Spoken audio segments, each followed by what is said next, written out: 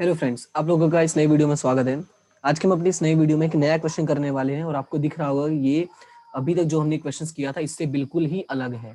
तो ये क्वेश्चंस में क्या एक्स्ट्रा है, देखो बेसिकली यहाँ पे जो मैं एक्सप्लेन करने वाला हूँ वो है आपको इंटीजर्स वाले, यानी जब ऐसे फॉर्म में क्वेश्चंस आ जाता है, इंटीजर्स नहीं बोलेंगे एक्चुअली इसको, ये होता है हमारा सेट बिल्डर फॉर्म, राइट। तो जब ऐसे क्वेश्चंस आते हैं तो उसको कैसे सॉल्व करना होता है, उसके लिए सबसे पहले आपको थोड़ा बेसिक समझना जरूरी होगा। तो जो बेसिक मैं यहीं पे साइड में एक्सप्लेन कर देता हूँ आपको नीचे ही, ठीक है। तो बेसिक समझो कि हमारा जो भी सेट होता है, यानी जैसे हम ये लिखते हैं ना 1 2 3 4 5, तो ये हमारा क्या होता है, सेट होता है। तो बेसिकली सेट को लिखने के दो फॉर्म तरीके होते हैं, ठीक है। तो सेट को मैं यहाँ पे लिख देता हूँ हिंदी में, आई होप कि आपको हिंदी में कोई प्रॉब्लम नहीं होगी। ओके, तो सेट को लिखने के दो तरीके हैं। कितने तरीके हैं? दो तरीके, टू टाइप्स है। कौन कौन से? तो यहाँ पे मैं आपको वो समझाता हूँ। एक होता है आपका रोस्टर फॉर्म, क्या होता है? Roster form. और एक होता है सेट बिल्डर फॉर्म, ठीक है। एक होता है रोस्टर फॉर्म और एक होता है सेट बिल्डर फॉर्म। समझते हैं कि ये रोस्टर फॉर्म और सेट बिल्डर फॉर्म होता क्या है। रोस्टर फॉर्म का मतलब होता है जब आपको इंफॉर्मेशन बहुत ही क्लियरली मेंशन, यानी कि 1 2 3 4 5 6 7 कुछ इस तरह से एग्जैक्टली डेटाज आपको दिया हो, तो वो हो जाता है आपका रोस्टर फॉर्म। अब बात करते हैं set builder form. What is set builder form? तो सेट बिल्डर फॉर्म का मतलब क्या होता है, जब कुछ क्वेश्चंस आपको ऐसे लिखे होते जैसे x such that 1 less than x less than 9, मतलब आपको जब क्वेश्चंस में कुछ इस तरह से लिखा होगा तो वो आपका क्या बन जाएगा, सेट बिल्डर फॉर्म। ओके, तो जब क्वेश्चन में हमें सेट बिल्डर फॉर्म दिया होता है, तो सेट बिल्डर फॉर्म को सॉल्व करने का जो तरीका है वो ये है कि सबसे पहले हम इस सेट बिल्डर फॉर्म को समझने की कोशिश करते हैं कि एक्चुअली में ये सेट बिल्डर फॉर्म लिखना कैसे है। देखो इन्फॉर्मेशन आपको प्रोवाइडेड है कि x की वैल्यू जो है यहाँ पे लिखा है x such that 1 less than x less than 9।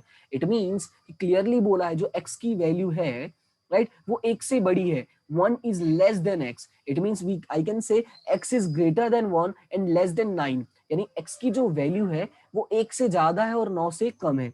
अब 1 से ज्यादा है और 9 से कम है, इसका मतलब ये हुआ कि 2 से स्टार्ट होगा और 8 के बीच में खत्म होगा। कहाँ खत्म होगा, कहाँ से, मतलब 2 से 2, 2.1, 2.2, 2.3, 2.33, 2.34, 2.35, ऐसा कुछ भी हो सकता है क्योंकि कोई क्लियर इंफॉर्मेशन नहीं है।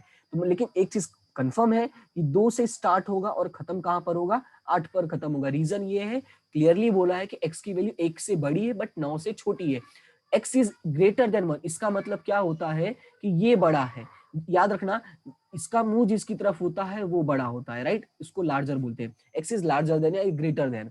ओके, तो ये जिसकी तरफ मुंह होगा उसको हम क्या बोलते हैं, ग्रेटर देन बोलते हैं। ये आपको आपके नॉर्मल डिस्ट्रीब्यूशन में भी काम आएगा ये, अगर आपको पता रहेगा तो, ठीक है। तो यहाँ पे समझो क्या लिखा हुआ है कि x is greater than 1 and less than 9। ये मतलब हुआ कि भाई 9 से कम है लेकिन x 1 से क्या है, ज्यादा है। फिर उसको हमें क्या करना होगा, समझना पड़ेगा उसकी वैल्यू बीच में कहां पर होगी, फिर क्वेश्चन को हम सॉल्व कर पाते हैं, ठीक है। तो हमारा जो यहाँ पे क्वेश्चन दिया है मैं इसी को एक्सप्लेन करता हूँ और इसी के साथ में आगे बढ़ता हूँ तो थोड़ा सा आसान हो जाएगा। क्या लिखा हुआ है, A1 इज इक्वल टू, पहले क्वेश्चन रीड कर लेते क्या है। The events A1 in A2 of a random experiment are as follows. Find the sets showing the nation, sorry, showing the union event that is A1 union A2 and intersection event that is A1 intersection A2। It mean दो चीजें हमको find out करनी है, union भी find out करना है और intersection भी फाइंड आउट करना है। लेकिन उसके लिए पहले हमें A1 और A2 बहुत ही क्लियर होना जरूरी है। तो A1 में क्या बोला है, A1 में क्या बोला है कि x such that 0 less than x less than 5। मतलब ये है कि जो x की वैल्यू है, क्या, जो x की वैल्यू है वो 0 से ज्यादा है और 5 से कम है। अभी मैंने सेम टू सेम यहाँ पे एग्जांपल दिया कि x की वैल्यू 1 से ज्यादा है और 9 से कम है, लेकिन यहाँ पे ये तो नहीं बोला है ना कि वैल्यू कैसी होनी चाहिए। It means it may possible कि x की वैल्यू 2.1 हो, 2.3 हो, 2.33 हो, राइट। तो हम यहाँ पर क्या कर देंगे, जैसा दिया है मैं वैसा ही कॉपी कर दूंगा। क्या कर दूंगा, जैसा दिया है वैसा ही कॉपी कर दूंगा कि x की जो वैल्यू है वो क्या है, x such that 0 less than x less than 5, ये हमारा हो जाएगा A1। अब बात करते हैं A2 की। तो A2 क्या है वो समझते हैं। A2 में लिखा है a such that -1 less than x less than 3 and x is an integers, right? x क्या है? इंटीजर्स। इंटीजर्स का मतलब होता है, हम हिंदी में इसको कहते हैं पूर्णांक और इंग्लिश में इंटीजर्स कहते हैं, जिसका मतलब होता है पूर्ण संख्या। आई मीन लाइक 1 2 3 और -3 2 1, राइट? पॉइंट्स में नहीं होना चाहिए, राइट? अगर पॉइंट्स में तो उसको बोलते हैं नॉन इंटीजर्स, राइट? अपूर्णांक हिंदी में जिसको बोलते हैं, ठीक है? तो ये 1 2 3 3 2 100 0 ये सब क्या हो जाएगा? आपका इंटीजर्स हो जाएगा, ओके? यानी पूरी संख्या होनी चाहिए। तो यहाँ पे समझते हैं कि बोला है x की जो वैल्यू है वो -1 less than x less then क्या है? 3 है। -1 less than x less then 3, it means x की वैल्यू -1 से ज्यादा है और 3 से कम है। अगर किसी की वैल्यू -1 से ज्यादा है तो -1 से ज्यादा का मतलब क्या होगा? जैसे मैं यहाँ पे लिखता हूँ -1, उससे ज्यादा क्या होगा? 0, फिर 1 2 3, यानी ऐसा कुछ होगा। तो -1 से ज्यादा क्या होगा? 0 होगा, राइट? यानी 0 हो जाएगा, 1 हो जाएगा और 2 हो जाएगा, क्योंकि इसने क्या बोला? 3 से कम होना चाहिए। तो इन्हीं तीनों को हम क्या कर लेंगे? सिलेक्ट कर लेंगे। ये हो गया आपका A1 और ये हो गया आपका A2। अब इसको सॉल्व करते हैं। हमें सबसे पहले क्या फाइंड आउट करना है वो देख लेते हैं। कहाँ गया? ऊपर, हाँ। हमें सबसे पहले फाइंड आउट करना है यूनियन। तो यूनियन देखो कैसे निकलेगा, A1 यूनियन A2, मतलब ये है जो दोनों में क्या होना चाहिए, मतलब दोनों का पूरा कॉपी पेस्ट करना है। इट मींस सब कुछ लिखना है। तो जब सब कुछ लिखना है तो कैसे होगा? देखो, जो x की वैल्यू है, x की वैल्यू यहाँ पे इसमें जो लिखा था, इसमें क्या लिखा है? 0 से ज्यादा होनी चाहिए। जो आपका x की वैल्यू क्या? 0 से ज्यादा है, लेकिन यहाँ पे तो 0 भी है, राइट? अब ध्यान से समझो, हम इन दोनों को कंपेयर करके हम क्या बनाते हैं? यूनियन बनाते हैं, ठीक है? अगर मैं इसको देखता हूँ, देखो इसको देखता हूँ तो x की वैल्यू है वो 0 से ज्यादा है, लेकिन इसको देखता हूँ तो 0 भी है। इट मींस कि हमारा जो आंसर होगा वो क्या होगा कि भाई x की जो वैल्यू है उसको 0 भी लेनी है। तो इसको हम कैसे लिखेंगे? यहाँ पे देखो एग्जैक्टली इसको कैसे लिख देंगे हम लोग? यहाँ पे हो जाएगा x such that 0 less than equal. It means कि जो x की वैल्यू है 0 और उससे ज्यादा है, क्या है? देखो जब भी ये लाइन आ जाता है, जब भी ऐसा लिखा हुआ है और उसके नीचे लाइन हो गया, मतलब उस वैल्यू को भी कंसिडर करना है। तो less than equal, greater than equal का मतलब उसको भी कंसिडर करना होता है। तो यहाँ पे क्या लिखा हुआ है कि x की वैल्यू है ग्रेटर देन इक्वल टू 0 है। ग्रेटर देन इक्वल टू 0 का मतलब 0 भी है, और मैक्सिमम कहां तक जाना है? हम 5 तक जा सकते हैं, क्योंकि 2 तो है ही, 2 तो इसके अंदर ही आ जाएगा ना। देखो 1 और 2 ये 5 के अंदर में आ जाएगा, लेकिन मैक्सिमम कितना होना चाहिए? 5 होना चाहिए। इट मींस जो फाइनल आंसर होगा वो क्या होगा आपका? ये हो जाएगा कि x such that 0 less than equal to x less than 5, यानी जो x की वैल्यू है 0 और उससे ज्यादा है, लेकिन 5 से क्या है? कम है। एक चीज याद रखना, अगर आपका क्वेश्चन रोस्टर फॉर्म में है तो आंसर भी किस में होगा? रोस्टर फॉर्म में ही होगा। और आपका अगर क्वेश्चन सेट बिल्डर फॉर्म में है तो आंसर भी किस में होना चाहिए? सेट बिल्डर फॉर्म में ही होना चाहिए। और यही वजह है कि मैंने आपको इसमें लिख के समझाया। चलो मान लो कि अगर आपको समझ में नहीं आ रहा है कि सर ये 0 कैसे आया, तो सिंपल समझो कि 0 से ज्यादा बड़ा होना चाहिए। तो 0 से बड़ा का मतलब क्या होगा? 1 होगा। 0.99 भी हो सकता है, लेकिन मैं समझाने के लिए सिर्फ करता हूँ कि 1 होगा, राइट? 1 होगा, 2 होगा, 3 होगा, मैक्सिमम 4 तक जाएगा, राइट? ये हो गया। अब यूनियन में क्या होता है कि दोनों में कॉपी पेस्ट। तो देखो यहाँ 0 है तो आंसर क्या होगा हमारा? 0 1 2 3 एंड 4, ये सब कुछ आ जाएगा, और इसके बीच में जितने डिजिट्स हैं वो सब आ जाएंगे। लेकिन हम ऐसे आंसर नहीं लिख सकते, इसको रोस्टर फॉर्म में कन्वर्ट करना होगा। यानी जो x की वैल्यू है 0 से भी बड़ी है, 0 और 0 से बड़ी है, लेकिन 5 से क्या है? कम है। तो 5 से कम का मतलब क्या हो जाएगा? 4 हो जाएगा, राइट? ये सिर्फ मैंने समझाने के लिए बताया है, ऐसे हमें नहीं लिखना होता है। अगर क्वेश्चन कभी कभी समझ में नहीं आता तो उसको हम तोड़ मरोड़ के समझने की कोशिश करते हैं, but that does not mean कि भाई उसको आप फॉलो करोगे, ओके? सिर्फ समझने के लिए वो हमें होता है, ठीक है? तो एक और क्वेश्चन मैंने ऐड किया हुआ इसका, उसको भी देख लेते हैं, समझ लेते हैं कि कैसे इसको सॉल्व करना है। तो यहाँ पे देखो बहुत ही सिंपल है ये क्वेश्चन। क्या लिखा हुआ है? A1 the events A1 and A2 of a random experiment are as follows.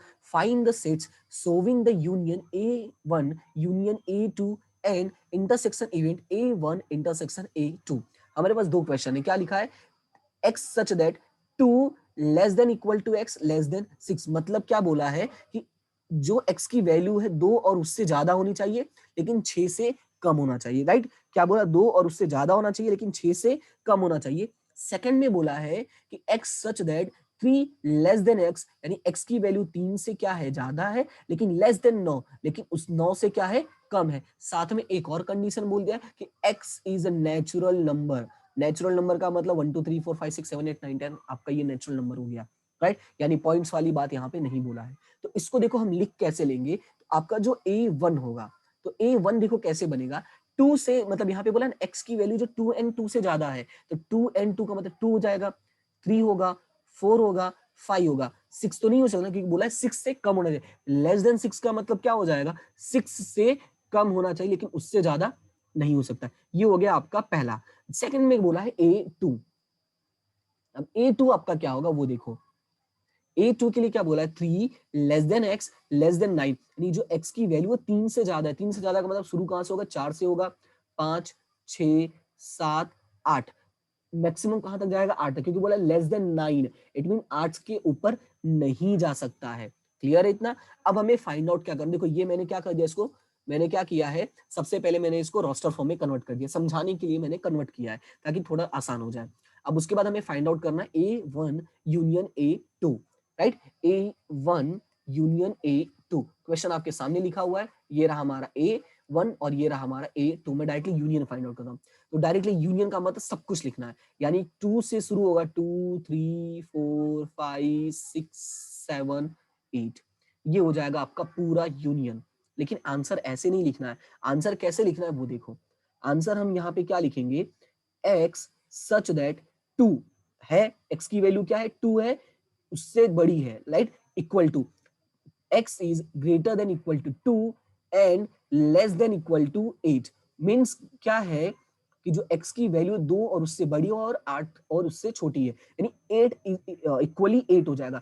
या तो अगर 8 नहीं लिखना हो तो यहाँ पे अगर मैं 9 लिखता हूँ, जस्ट एज्यूम करो कि अगर मैं 9 लिखता हूँ तो यहाँ पे कौन सा साइन लगेगा, ये वाला साइन लगेगा। लेकिन लेकिन यहाँ पे बोल दिया नेचुरल नंबर, तो नेचुरल नंबर बोल दिया था, इसी वजह से हम ऐसा नहीं कर सकते हैं। ओके, तो यहाँ पे क्या हो जाएगा 8, क्योंकि एग्जैक्ट वैल्यू हमें लेनी है। एग्जैक्ट वैल्यू का मतलब हो जाएगा 8। तो देखो x की जो वैल्यू है वो 2 से शुरू होगा, 8 तक खत्म होगा, राइट? तो x की वैल्यू 2 से बड़ी है और 8 से छोटी है, लेकिन इनके इक्वल भी है, क्योंकि लेस देन, ये नीचे अंडरलाइन का मतलब क्या हो जाएगा, लेस देन इक्वल। ओके, अब उसके बाद सेकंड क्वेश्चन में यानी इंटरसेक्शन A1 इंटरसेक्शन A2, क्या फाइंड आउट करना है, A1 इंटरसेक्शन A2।